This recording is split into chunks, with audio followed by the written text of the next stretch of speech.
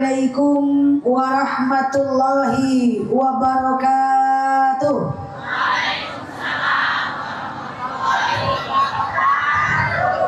Alhamdulillahil wahidil qaharil azizil ghaffaril mukawwirul laili 'alan nahar tazkiratan li ulil qulubi wal absar tabsiratan li zawil albabi wal i'tibar.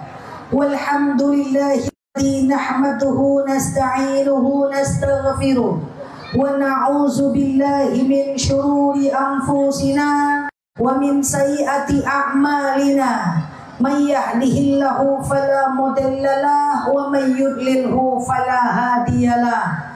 Nashhadu an la ilaha illallah nashhadu anna muhammadan abduhu wa rasuluh la nabiyya ba'dah amma ba'd. Kama qala Allah Ta'ala Azza wa Jalla fi kitabihil karim. Na'udzu billahi minasy syaithanir rajim. Bismillahirrahmanirrahim. Ya ayyatuhan nafsul mutmainnah irji'i ila rabbiki radiyatan mardiyah fadkhuli fi ibadi wadkhuli jannati al-ayah. Wa kama qala nabiyyuna Muhammad ibn Abdillah man salaka tariqan yaltamisu fihi ilman sahalallahu bihi tariqan ilal jannah. Al-hadis sadaqallahul azim. Yang kami hormati Bapak Kepala Desa yang alhamdulillah telah memberikan irsadat taujihat kepada kita semuanya.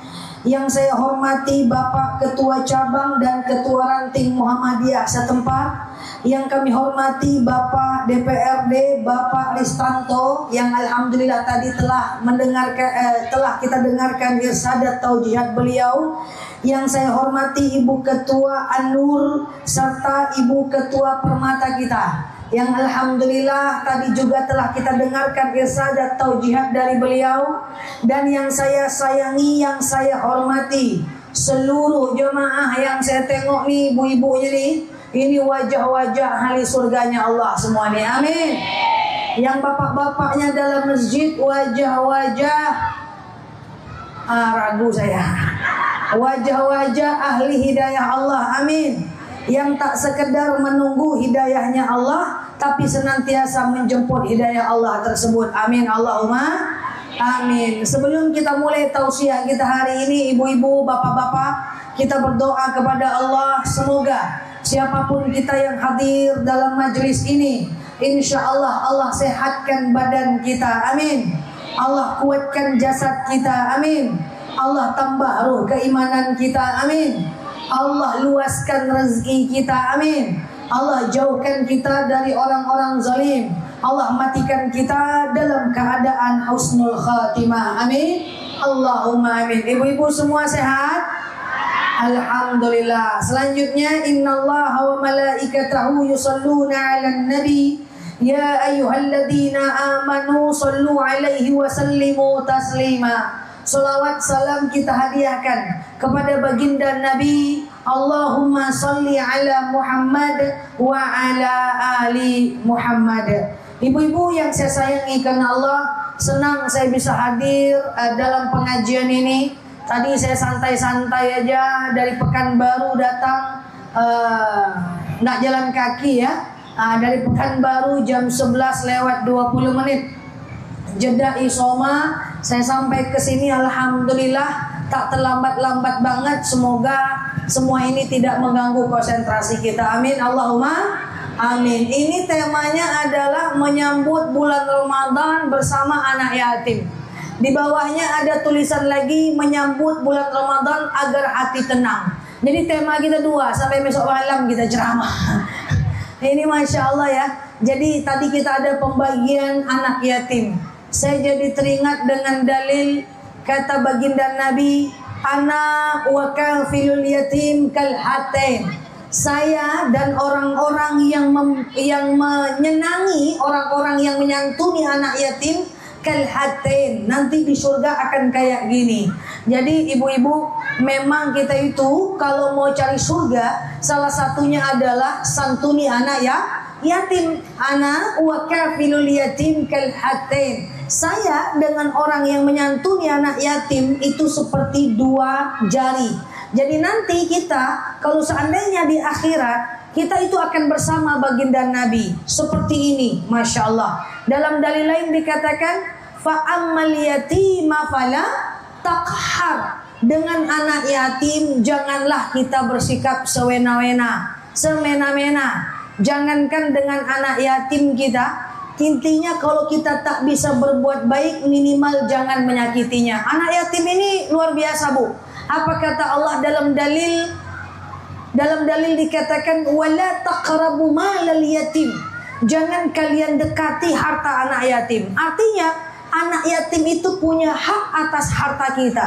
Saking punyanya anak yatim hak atas harta kita, sampai anak yatim itu dia tidak berhak menerima zakat karena dia wajib adalah kewajiban kita. Kenapa anak yatim tidak berhak diberikan zakat? Karena dia adalah tanggung jawab kita. Sama dengan mak kandung kita. Kenapa mak kandung kita tidak berhak kita berikan zakat? Karena mak kandung kita itu tanggung jawab kita. Kenapa anak kandung kita nggak bisa kita berikan zakat? Karena dia adalah tanggung jawab kita. Jadi masya Allah, anak yatim kalau kita tidak bisa memberikan santunan, minimal jangan menyakiti dia. Ini kadang-kadang anak yatim lagi main depan rumah, main boncah, leto boncah. Main becek, dicubit sikit. Nauzubillah min zalik. Tak bisa memberi, minimal jangan menyakiti. Ibu-ibu yang saya sayangi karena Allah, semoga kita semua mau nih menjadi hamba Allah yang mau menyantuni anak yatim, insya Allah. Karena sejatinya ibu-ibu, sebelum kita masuk tema kita, sejatinya masuk surga itu ada 3 cara. Gimana caranya? Yang pertama, ibu-ibu yang saya sayangi karena Allah, kita bisa masuk surga dengan ilmu kita. Betul? Ibu tuntut ilmu banyak-banyak, ajarkan kepada orang lain, ajarkan kepada anak, ajarkan kepada menantu, ajarkan kepada suami. Insya Allah ketika orang lain mengamalkan, kita dapat pahala yang sama. Bisa masuk surga dengan ilmu. Yang kedua, bisa masuk surga dengan amal. Ibu nggak usah ngapa-ngapain, Bu. Ibu cukup sholat, ibu puasa, ibu bayar zakat, puasa sunnah banyak-banyak, sholat sunnah banyak-banyak, zikir banyak-banyak. Bisa masuk surga dengan amal. Yang pertama dengan ilmu, yang kedua dengan amal, yang ketiga masuk surga dengan harta, yaitu dengan cara sedekah, menyantuni anak yatim. Itu dengan cara sedekah kita juga bisa masuk surga. Makanya saya sering berdoa kepada Allah Subhanahu wa taala. Ibu-ibu juga harus sering berdoa, ya Allah, berikanlah harta dan titipkan harta kepada orang-orang yang beriman. Karena kalau harta berada di tangan orang-orang yang beriman, dengan harta itu dia bisa sedekah, dengan harta itu dia bisa wakaf, dengan harta itu dia bisa umroh, dengan harta itu dia bisa haji, dengan harta itu dia bisa beli mukena dan dia wakafkan, dengan harta itu dia bisa beli Al-Quran dan dia wakafkan. Jadi insya Allah kita bisa masuk surga dengan harta kita, insya Allah. Yuk kita masuk tema kita hari ini. Kita bagaimana caranya nih menyambut Ramadan dengan hati yang tenang. Kita mulai ibu-ibu ya. Ibu-ibu yang saya sayangi karena Allah, ada beberapa poin yang akan saya sampaikan hari ini supaya hati kita ini jauh lebih tenang. Saya udah dakwah 20 tahun lamanya. Selama 20 tahun saya sering nanya kepada jemaah-jemaah yang senior. Nek, sebenarnya apa yang kita cari di dunia ini, Nek? Rata-rata nenek-nenek bilang apa, Bu? Yang kita cari di dunia ini sebenarnya adalah ketenangan. Duit bisa dicari, tapi duit ada belum tentu hati tenang, betul?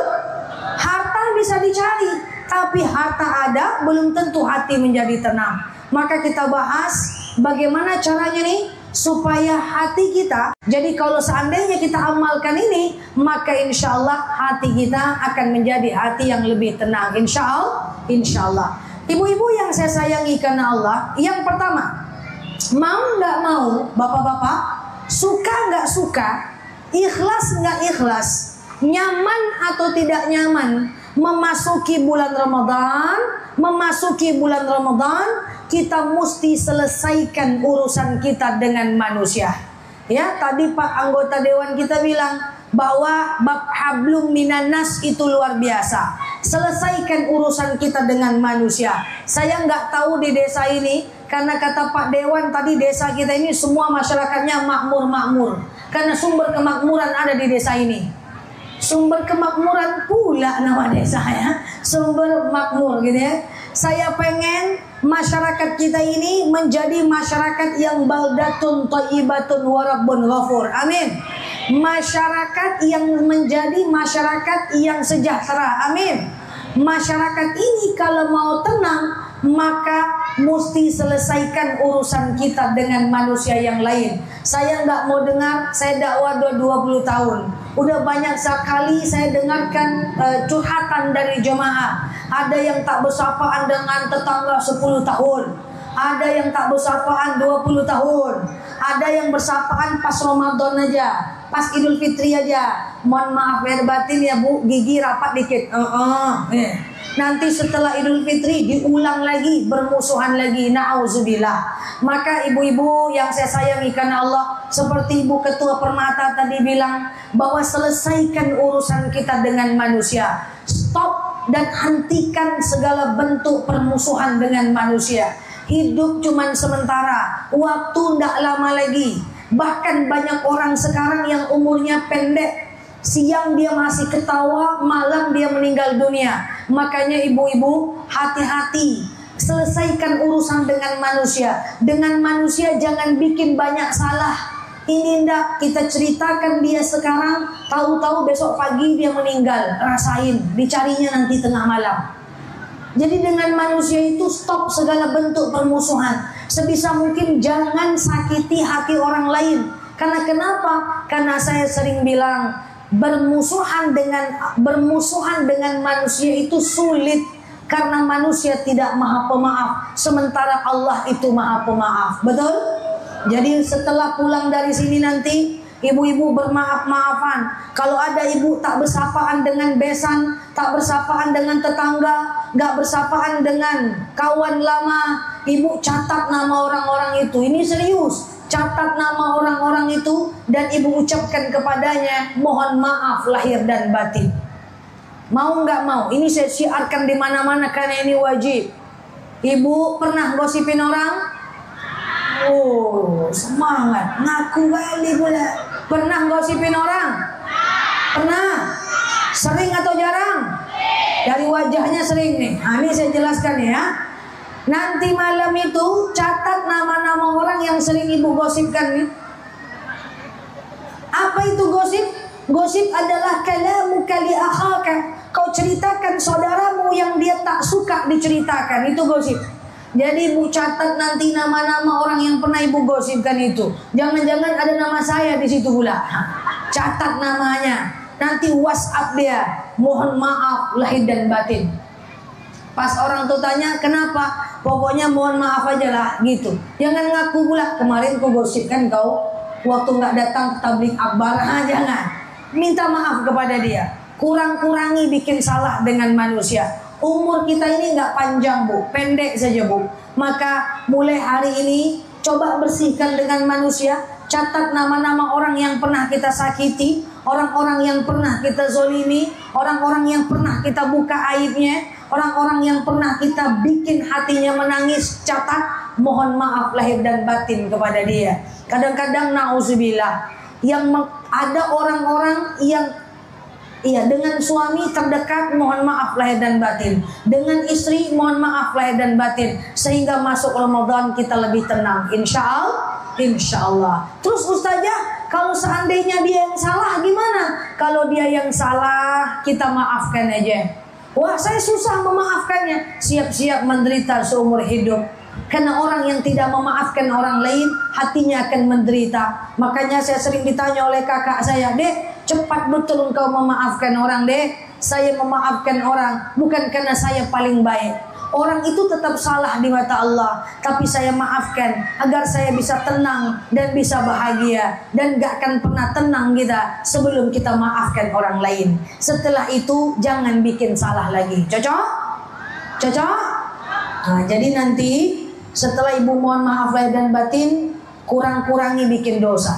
Kalau ada orang ngajak kita berbuat dosa, diajak nih, diajak kita ghibah, itu tetangga kita tuh kok makin lama makin gemuk aja ya, semenjak udah ganti suami 4 kali. Datang kita bilang, iya juga ya, jangan. Kita balikkan, nggak kayak gitu kok. Dia baik kok orangnya, nggak sombong. Kemarin dia sapa aku kok, gitu. Ibu harus sebutkan kebaikan orang itu. Nggak bisa kita ikuti, kita angguk-angguk, nggak bisa. Mengangguk termasuk ghibah. Ini wajah mengangguk semuanya. Oke? Itu yang paling penting. Yang kedua, ibu-ibu yang saya sayangi karena Allah, kalau hati kita ingin menjadi hati yang tenang, ingin memasuki bulan Ramadan, hati kita pengen tenang, satu, selesaikan tadi urusan dengan manusia, betul? Yang kedua, ibu-ibu kalau ingin memasuki Ramadan, hati pengen tenang, coba luruskan iman kita. Cara supaya hati tenang, sering saya sampaikan di mana-mana. Kalau hati kita pengen jadi hati yang tenang, maka jawabannya adalah salah satunya saya berikan dalam majelis ini. Sekali lagi, jangan pernah bandingkan nasib kita dengan nasib orang lain. Kenapa, Bu? Selagi kita membandingkan nasib kita dengan nasib orang lain, maka hati kita tidak akan pernah tenang. Kita nih nggak bisa banding-bandingkan nasib kita dengan nasib orang lain. Kenapa? Karena ketika kita bandingkan nasib kita dengan nasib orang lain, maka hati kita tidak akan pernah tenang. Nasib kita berbeda, iman kita berbeda, nggak mungkin cobaan kita sama, betul? Iman kita beda, nggak mungkin nasib kita sama. Kadang-kadang kita suka iri melihat kenikmatan daripada orang lain. Ya Allah, enak kali lah dia, ya Allah. Suaminya baik, ganteng, tanggung jawab, utang dah ada, sawitnya banyak, anaknya baik. Tengok aku ya Allah, suamiku tak mandi 7 hari itu maju malam, utang berserak-serak, anak durhaka. Ketika kita selalu bandingkan nasib kita dengan nasib orang lain, saat itu hati kita nggak akan pernah tenang. Maka kalau kata Pak Ustadz, salah satu ciri agar hati menjadi hati yang tenang adalah berhenti membandingkan dengan nasib kita dengan nasib orang lain. Nikmati apa yang ada, jangan tanya apa yang gak ada. Bu, orang yang kita lihat bahagia di depan belum tentu sebenarnya bahagia. Jangan-jangan dia menyimpan luka di hati yang luar biasa. Orang-orang yang kita lihat sedih, santai, diam, slow, belum tentu dia menderita, Bu. Jangan-jangan dia menyimpan keindahan dan keberkahan dalam hatinya yang luar biasa. Makanya jangan pernah bandingkan nasib kita dengan nasib orang lain, suami kita dengan suami orang lain. Kenapa? Karena kualitas iman berbeda. Enggak mungkin cobaan sama. Berusahalah nikmatin apa yang ada, jangan tanya apa yang enggak ada. Saya rasa enggak di sini, tapi di Pekanbaru saya sering nasihati jemaah saya. Di Pekanbaru saya sering nasihati jemaah saya. Banyak di antara jemaah saya di Pekanbaru itu suka ngeluh dengan apa yang dia punya. Isi lemarinya penuh dengan baju. Setiap mau pergi pengajian asik ragu, mau pakai baju inilah, enggak bagus, jelek, taruh lagi. Ambil baju yang ini, pakai yang ini panas, enggak enak, taruh lagi. Di Pekanbaru, enggak di sini baik semua. Ambil lagi baju yang ini, yang ini enggak enak, taruh lagi. Ujung-ujungnya enggak pergi pengajian, bajuku jelek. Padahal tadi dia yang beli, betul?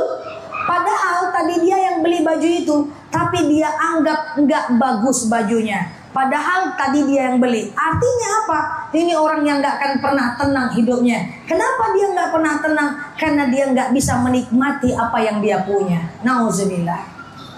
Berapa banyak tas ibu di rumah? Mau pergi pengajian akbar pakai yang ini, nggak cantik, ganti lagi. Pakai yang ini, nggak cantik, taruh lagi. Ujungnya dipakai yang itu aja. Lalu dibilang sama suaminya, kok nggak pergi? Tasku jelek bang. Padahal tadi dia beli banyak. Ketika dia udah pakai, dia bilang jelek. Itu ciri orang yang tak bersyukur dan akhirnya hidupnya nggak akan pernah tenang. Nauzubillah. Dia makan sate, nggak enak, nggak ada kerupuk. Kerupuk yang nggak ada ditanya, sate yang ada nggak dinikmati. Nauzubillah. Maka ibu-ibu yang saya sayangi karena Allah, usia kita nggak terlalu panjang lagi. Yuk kita fokus dengan apa yang Allah berikan kepada kita. Nikmati apa yang ada, jangan tanya apa yang nggak ada. Insya Allah. Yang tadi pertama apa? Lupa.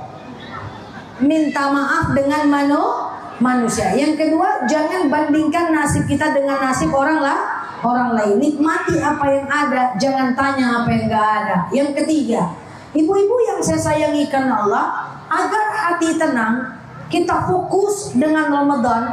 Apa kata baginda Nabi? Ada dalil bunyinya begini. Man ijtama'a qaumin min baiti fi buyutillah wa yaslunahu kitabahu wa yatadarrasunahu bainahum illa alaihimus sakinah. Apa artinya? Kalau hati pengen tenang, illa alaihimus sakinah, hati pengen tenang, salah satunya adalah apa kata baginda Nabi? Wa yaslunahu kitabahu, baca Al-Quran. Sekarang saya mau pesan sama ibu-ibu semua. Ini ada yang usia 30-an, 40-an, 50-an. Ada yang nanya sama saya, Ustazah, gimana caranya supaya hati saya ini tenang? Saya selalu bilang, ala bidzikrillah tatma'innul qulub. Hanya dengan zikir hati menjadi tenang. Kalau ada di antara kita yang kita baca Quran itu cuma sekali seminggu, sekali sebulan, 2 minggu sekali, 3 minggu sekali, hati nggak tenang, saya sampaikan Bu, wajar itu, nggak apa-apa. Kalau baca Qurannya masih sesekali, lalu kemudian hati nggak tenang, wajar. Itu sudah pasti ketidaktenangan karena adalah kita gersang hatinya karena nggak dekat dengan Al-Quran. Tapi kalau seandainya, saya yakin banget, kalau ibu baca Qurannya tiap hari, walaupun sehari 1 lembar, sehari 1 lembar, sehari 1 lembar, tapi terus tiap hari 15 menit nggak putus, insya Allah hati akan lebih tenang. Maka saya berpesan, andai ada di antara kita yang baca Qurannya belum tiap hari dan hati ingin jadi tenang, coba lakukan tiap hari. Jangan kayak teman saya, Nel, aku udah baca Quran, nggak juga tenang hatiku loh. Saya bilang, udah berapa hari? Udah 3 jam hari ini dah. Kemarin enggak. Udah berapa kali? Sekali baru. Itu enggak bisa. Jadi kalau mau hati tenang Bu, baca Quran itu harus tiap hari, walaupun cuma 15 menit. Innallaha yuhibbul amal qalil. Allah itu lebih suka amal yang sedikit tapi terus menerus daripada banyak tapi putus. Jadi gini Bu, kalau ada di antara kita yang baca Quran kalau cuma sesekali, lalu hati kita nggak tenang, itu wajar. Tapi kalau seandainya ada di antara kita yang baca Quran terus tiap hari, hati tetap tidak tenang, itu perlu dipertanyakan. Bisa jadi itu ujian. Gimana caranya? Nanti kita udah mau masuk Ramadan. Saya berpesan kepada ibu-ibu, kalau pengen awet muda, hati tenang, bacalah Al-Quran, latih. Ini tanggal 16 ya. Berarti 15 hari lebih kurang akan masuk bulan Ramadan. Latihlah baca Quran kita setiap habis sholat. Misalnya habis subuh setengah lembar, habis zuhur setengah lembar, habis asar setengah lembar, habis maghrib setengah lembar, habis isya setengah lembar. Latih. Nanti ketika masuk Ramadan, saya ingin sampaikan kepada ibu-ibu, alangkah baiknya ibu mulai baca Quran dari nol. Ibu tandai aja bacaan ibu yang lama, ibu mulai dari nol, khatamkan selama Ramadan. Caranya gimana? Baca 2 lembar setiap habis sholat Bu, di dalam Ramadan. 2 lembar subuh, 2 lembar zuhur, 2 lembar asar, 2 lembar maghrib, 2 lembar isya. 2 lembar subuh, zuhur, asar, maghrib gak usah baca karena masak lontong, lotek. Karena kita buka puasa, nanti 4 lembarnya habis taraweh. Saya ulang, 2 lembar subuh, 2 lembar zuhur, 2 lembar asar, 2 lembar maghrib, 2 lembar maghrib nggak usah. Nanti habis taraweh 4 lembar. Berarti sehari berapa lembar? 10. 10 itu berapa juz? 1 juz. Kali 30 hari 30 juz. 1 bulan hatam. Nanti orang malam takbiran, ibu selesai hatam Quran. Masya Allah, rasakan hati menjadi tenang. Ustazah, tidak bisa baca Quran 2 lembar setiap habis sholat. Mata tak nampak lagi Ustazah. Didekatkan tak nampak, dijauhkan apa lagi. Berdiri tidak juga bisa. Tak nampak mata saya Ustazah. Oke, ibu boleh mundurkan. Baca misalnya 2 lembar aja tiap hari. 2 lembar, 2 lembar, 2 lembar, 2 lembar, 2 lembar, 2 lembar. Jangan putus. Haid baca di handphone misalnya. Insya Allah 4 bulan hatam. Tapi tiap hari bu, supaya hati tenang. Saya nggak bisa 2 lembar tiap hari saja. Ya udahlah, 1 ayat aja. Tapi setiap habis sholat nggak apa-apa bu. Subuh, Bismillahirrahmanirrahim. Alif Lam Mim. Shadaqallahul azim. Zuhur, Bismillahirrahmanirrahim. Zalikal kitabu la raiba fih. Hudal lil muttaqin. Shadaqallahul azim. Sekali 1 ayat setiap habis sholat bu, 1 tahun hatam pak. Nggak apa-apa pak, 1 tahun daripada 50 tahun hatam-hatam.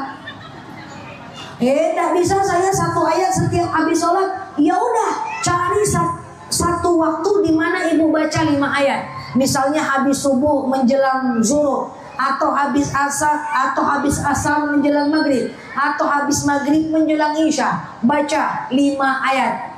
5 ayat tiap hari, insya Allah 1 tahun hatam. Ala bizikrillahi tatma'innul qulub. Hanya dengan zikir hati akan menjadi tenang. Insya Allah kalau baca Qurannya tiap hari.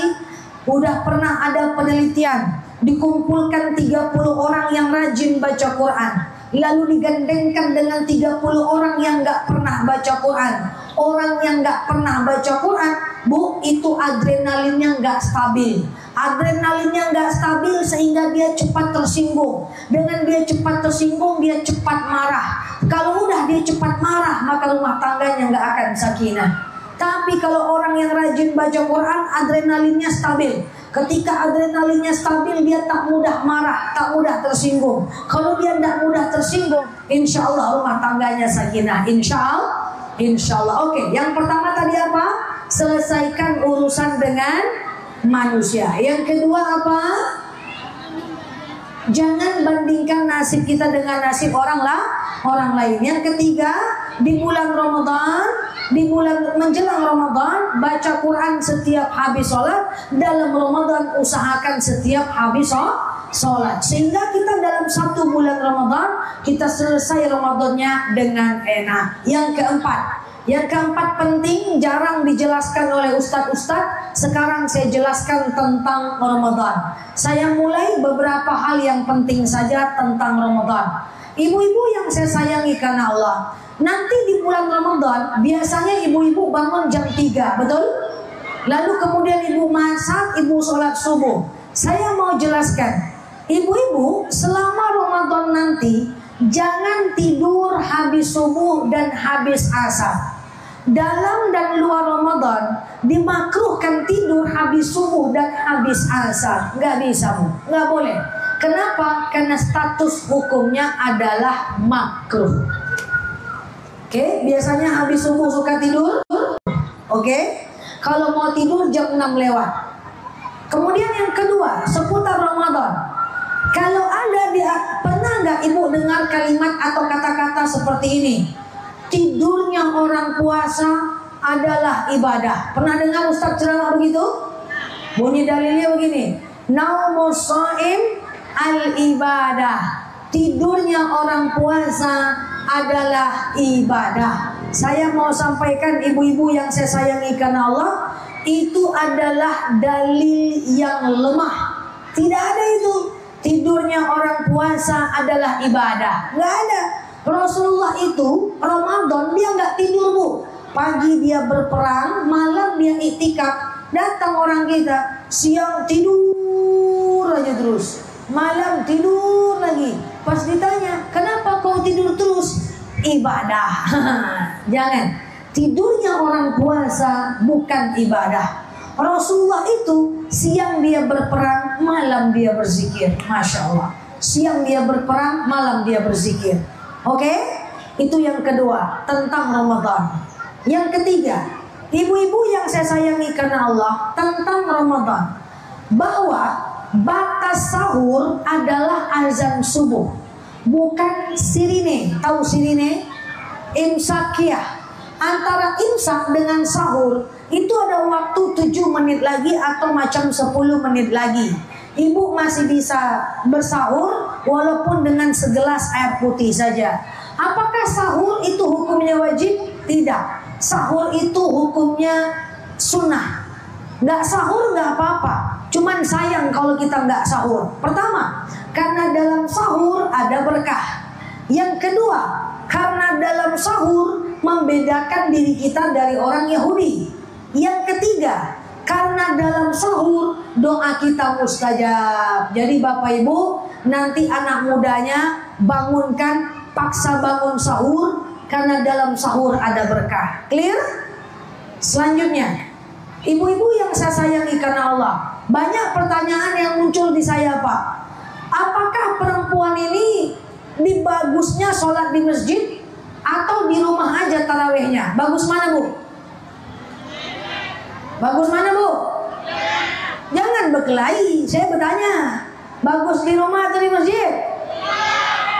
Oh, yang di sini bilang mah, yang di sini bilang jid, gitu ya.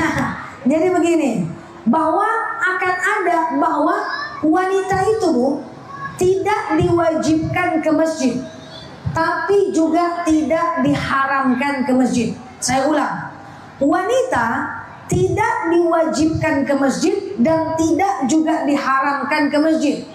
Perempuan boleh ke masjid, tetapi kalau ditanya mana yang lebih baik, di rumah atau di masjid? Maunya di rumah. Yang lebih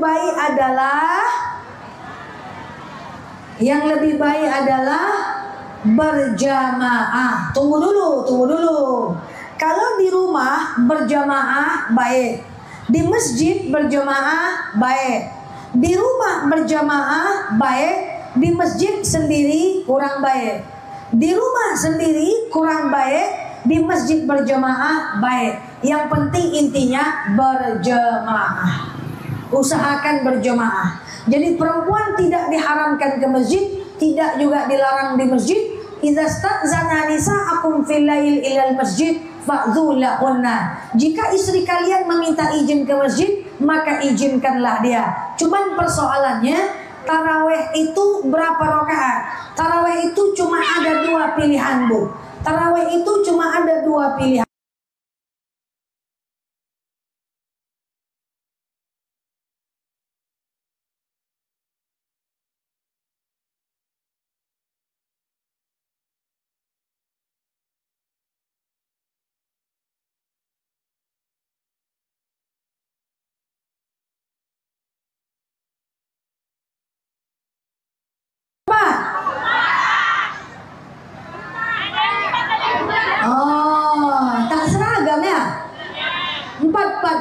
Oke.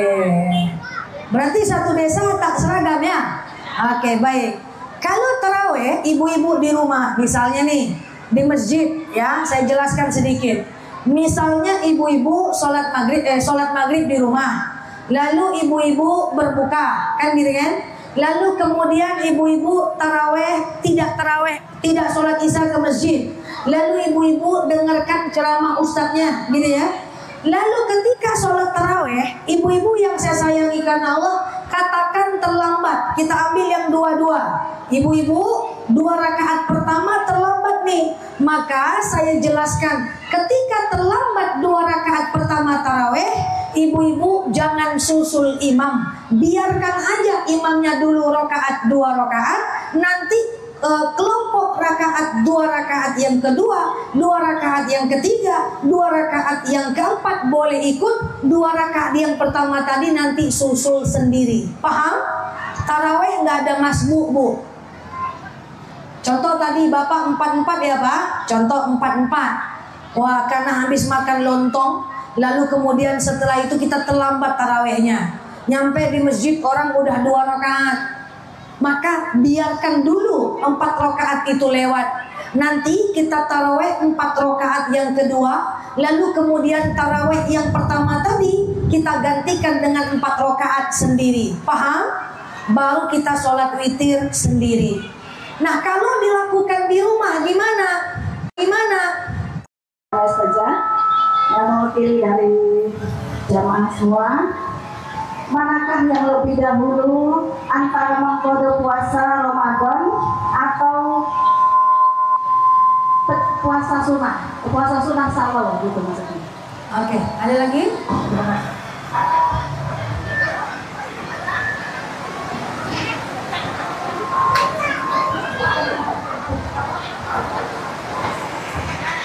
Assalamualaikum warahmatullahi wabarakatuh. Waalaikumsalam warahmatullahi wabarakatuh. Kepada Ibu saja, kami dari jamaah Perwiridan RT 02 mau menanyakan masalah apakah suntik insulin itu dibolehkan oleh yang berpuasa.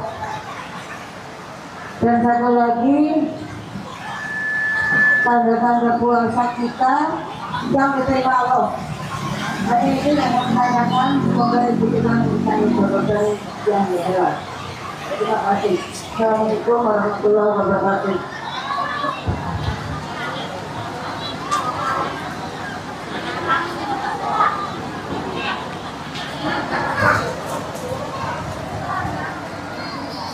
Gimana? Gimana, Mbak? Langsung jawab, Mbak. Oke, yang pertama, Ustazah, setelah Ramadan nanti kan ada puasa Syawal, betul ya? Setelah Ramadan kan ada puasa Syawal. Wih, kasihan. Pada berdiri. Aman Bu yang di belakang? Aman. Mau pulang sekarang? Honda. Tadi ada pertanyaan dari Bu Ketua Permata. Apakah setelah Ramadan nanti kan kita mungkin qadha puasa dalam Ramadan mungkin kita haid ya. Lalu setelah Ramadan nanti kita lebih baiknya Syawal duluan atau qadha puasa duluan. Kan gitu ya? Syawal duluan atau qadha puasa duluan. Saya jelaskan ibu-ibu ya. Sebenarnya waktu mengganti puasa itu adalah 1 tahun, Bu. Bahkan ibu-ibu yang gak puasa tahun kemarin, setelah nisfu Sya'ban ini masih bisa ganti puasa sampai 1 hari menjelang Ramadan. Jadi Bu, kalau mau saya sampaikan, mau Syawal duluan boleh, gak jadi masalah. Ganti puasa duluan juga boleh, gak jadi masalah. Karena sejatinya ganti puasa itu waktunya 1 tahun. Tapi kalau ibu mau tanya rekomendasi saya gimana? Jadi begini, kalau ibu punya haid yang tidak teratur, misalnya dalam sebulan ada 2 kali haid, maka lebih baik ibu Syawal duluan. Takutnya kalau ibu dulu kan qadha puasa, pas mau Syawal duluan,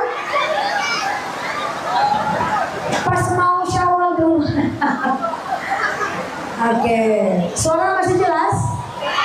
Suara masih jelas? Di sini badai hujan loh. Ini gimana nih dalamnya? Oke, kalau ibu aman ya? Oke, ini karena mikrofon ya makanya aman. Ibu-ibu di belakang aman? Saya lanjutkan? Lanjut atau berhenti? Lanjut. Oke, baik. Jadi kalau seandainya ibu-ibu dalam kondisi haidnya tidak teratur haidnya, sebulan 2 kali, kadang-kadang 15 hari, lebih baik Syawal duluan. Takutnya kalau qadha duluan, nanti pas ibu mau puasa Syawal, ibu datang haid. Sementara Syawal waktunya terbatas. Tapi kalau haid ibu teratur, lebih bagus ibu qadha duluan baru melakukan Syawal. Tapi saya minta maaf, saya ingin menyampaikan hukum bahwa sebenarnya qadha puasa waktunya 1 tahun. Dan setelah nisfu Sya'ban sekalipun, ini kan nisfu Sya'ban udah selesai, ibu masih tetap bisa mengqadha puasa, masih bisa. Sakit waktunya itu 1 tahun, ya. Jadi qadha duluan itu jauh lebih baik. Pertanyaan kedua adalah, apa hukum suntik insulin saat berpuasa? Hukumnya makruh. Kalau ibu-ibu punya sakit, ibu harus suntik, lebih bagus tidak berpuasa, tidak jadi masalah. Insya Allah bisa ganti di waktu lain, atau ibu bisa masalah. Insya Allah bisa ganti di waktu lain, atau ibu bisa berfidyah nanti. Jadi makruh, ya. Hukumnya makruh, dibolehkan, tapi Allah tidak suka. Oke? Apa ciri puasa-puasa orang yang diterima? Ciri puasa yang diterima sama dengan ciri taubat yang diterima. Orang yang puasanya diterima, pertama, insya Allah dia bisa lebih sabar. Kedua, insya Allah dia bisa lebih menahan amarah. Yang ketiga, dia bisa lebih tenang dalam situasi terjepit. Yang keempat, dia bisa lebih santai kalau ada sesuatu yang melukai hatinya. Makanya ibu, Ramadan nanti jadikan sebagai momentum agar kita itu bisa lebih tabah, bisa lebih sabar. Banyak yang nanya sama saya, Ustazah, kalau puasa marah batal nggak puasanya? Puasa marah batal nggak puasanya? Batal nggak? Batal nggak? Tidak, tapi marahnya berdosa. Puasa gosip batal nggak puasanya? Enggak, jadi gosip aja. Oh, enggak ya. Tidak batal tapi gosipnya berdosa, tahan amarah, ya. Itu saja mungkin dari saya. Sudah hujan terlalu lebat, malah yang di online santai mereka mendengarkan, ya. Ibu-ibu di sini pada kehujanan, ya. Demikian cukup atau kita akhiri? Suara saya masih jelas? Oke, kita akhiri dengan doa, ya. Oke, wallahu a'lam bishawab ala hazihi niyah. Al-Fatihah.